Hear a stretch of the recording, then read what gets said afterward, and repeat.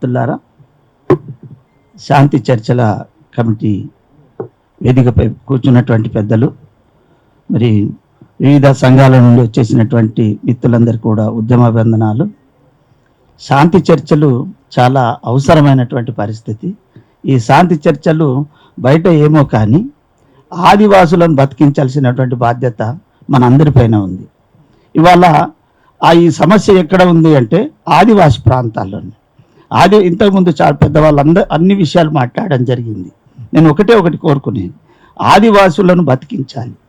ఆదివాసులు ఇవాళ అంతరిస్తున్నటువంటి పరిస్థితి. ఈ పరిస్థితిని మనం ప్రధానంగా భారతదేశంలో ఆదివాసి ప్రాంతాలు దేశం యొక్క వనరులా కావా. రెండో విషయము, ఆదివాసులు భారతీయ పౌరులా కాదా.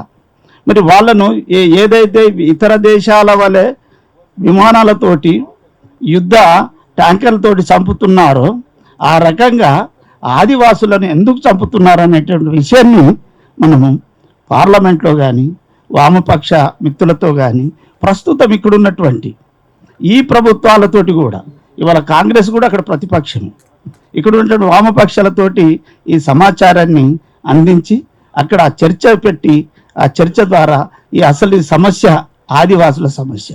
కాబట్టి మిత్రులారా, ఈ విషయాన్ని దృష్టిలో పెట్టుకొని ఆదివాసులను కాపాడాలి.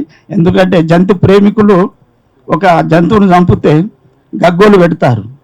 అది ఆదివాసులను 100 మందిని చంపుతూ ఉంటే ఎవరు మాట్లాడలేనటువంటి పరిస్థితి పార్లమెంట్లు, ఇవాళ చట్టసభలు ఉన్నాయి. ఇదంతా కూడా దృష్టిలో పెట్టి మనం శాంతి చర్చల కమిటీ కోణంలో ముందుకెళ్లాలని ఆశిస్తూ నాకు ఈ అవకాశం ఇచ్చినందుకు ధన్యవాదాలు తెలుపుతూ, ఈ శాంతి చర్చల్లో మా మానవ హక్కుల వేదిక ఎప్పటికీ ముందుంటుందని కోరుకుంటూ ముగిస్తాను.